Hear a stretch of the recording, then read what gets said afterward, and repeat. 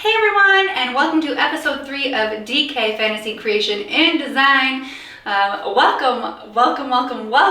It might be Friday, it might be Thursday, I don't know. I'm trying really hard to stick to a schedule, but I'm also doing my best not to pre-film, which I found out that maybe I should pre-film by at least a week. So that way, if life gets a little bit crazy, I can still have a video out for you guys. Today is a very quick video, but I think it's very important because I didn't know how to do this properly. We are going to learn how to read a pattern. So I'm going to walk you through kind of what to do with this and how to do it, how to read it, because what I was reading on the back when I have used patterns, I was wrong. So we're gonna learn together. I was able to go to my local Joann Fabrics. They're really awesome. They know me by name, and they kind of just sat with me and taught me the basics of how to read a pattern, and I'm going to share that information on to you guys. Before we start this video, I just want to say a huge shout out to Function of Beauty for kind of sponsoring this video. This is their conditioner, shampoo, and a hair mask that was custom tailored to me. They are sulfate free, paraben free, vegan, and cruelty free as well. And if you use the link down below, I'll put it in the description box, you can save 25% off your order and get free shipping, and then 10% off if you choose to do a subscription. You can do a subscription for every 3 months, 6 months, and 12 as well, or you can just do it one time. That is up to you, but I will just put that link down below if you want to join me with using Function of Beauty. So let's get started. Okay, so I'm going to kind of be obnoxiously close to you guys, and I apologize. So let's talk about patterns. So this is a pattern. So things that you need to know just by looking at this front. So here on the top, you are going to have your sizes. So whatever dress this is, for example, this is a dress. So whatever dress size you are, you're going to pick here. So normally it breaks it up into 2. So this is 6 to 8, 10 to 12, and 12 to 14. And sometimes there's patterns that are like 2 to 12, and then the next pattern you have to like go a size up, and it's like 12, 14, 16. So it kind of all depends on the company and the brand of your pattern. So that's the first thing to look out for.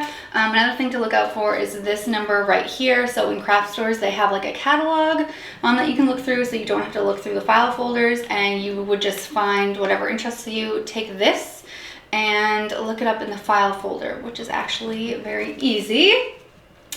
So the next thing that is important, if you kind of flip it around, oh gosh, this is gonna be so hard to do. Okay, I'm kind of good at this. So this kind of shows your sizes right here. So 6, 8, 10, I'm probably wrong with the numbers, but they're right here. And then down here is really important. It actually says how much yards of fabric that you're gonna need. And this is where I completely messed up. So if you can see, there's like, where it says 45 and 60. So this is on a lot of patterns, and I had no idea what the heck that meant. Fun fact, it means the length of the fabric on the, we're gonna call it a spool.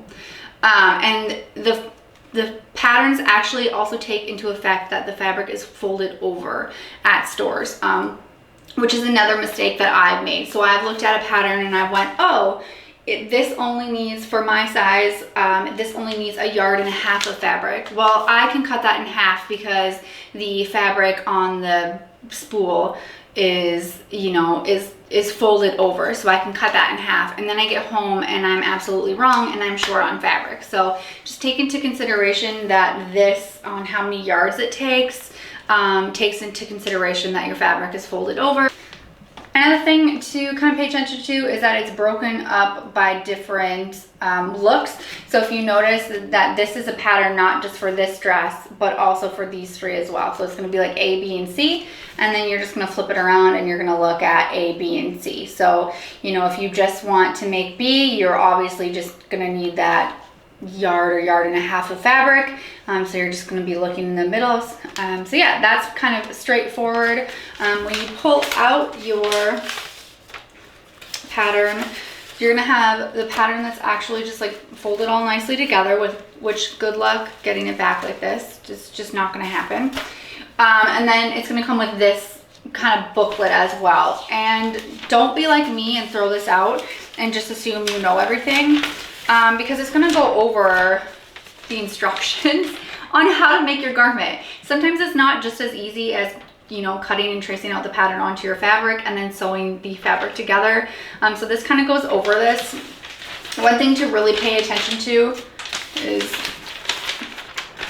this guy right here, which states it kind of has all the numbered pieces, and then it breaks it down with what number is needed for what style. So that way you're not accidentally cutting out, you know, one sleeve of style B and one sleeve of style C, you know. So it kind of just makes that easier to be organized.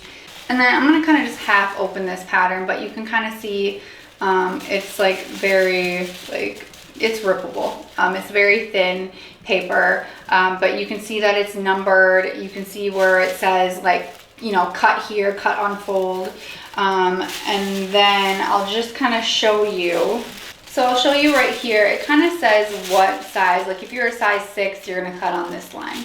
If you're a size 8, you're gonna cut over on this line. If you're a size 10, you cut on this line, and so on and so forth. So it is just one pattern, and then you just tailor it to whatever size that you are. So yeah, so that's kind of the basics on how to read a pattern. I hope that I was actually able to help you. Like I said, I was reading patterns completely wrong, so thank you, Mari at Joann Fabrics, for teaching me how to read a pattern correctly and how to find a pattern correctly, because I used to kind of just shift through all the filing cabinets and folders, and they're like, what are you doing? Like, we have a catalog and you just see the number, and like, sorry guys. So I hope I was able to educate you guys a little bit. Obviously this is a little bit of a shorter video, and sorry that my face was like so obnoxiously close to you guys. It kind of sucks because I have a really good camera, which means it's going to show everything. I will be back on Tuesday with another crafting video, and a fail craft episode is coming up soon, so get excited for that. It's being edited right now, and it's really cool. Really excited. I'm really excited for you guys to see it. I'm not going to give anything away. Just sip it. I'm not going to tell you guys, but a fail craft episode is coming. So don't forget to like, comment, and subscribe, and share the video. It definitely helps us out. My goal is to get monetized on this channel, and we're like almost at 400 subscribers, and I think we have like 12 viewing hours, which we need 4,000, but we can do this, guys. We can do this. So thank you everyone for watching, and I will see you on Tuesday. This is as good as I can fold it. Like, it's going in a Ziploc bag. It is absolutely impossible to put these things back in the package. And I didn't even want to take it out of the package because I am not ready. I am not ready to make this dress yet, but I guess we'll be making this dress soon.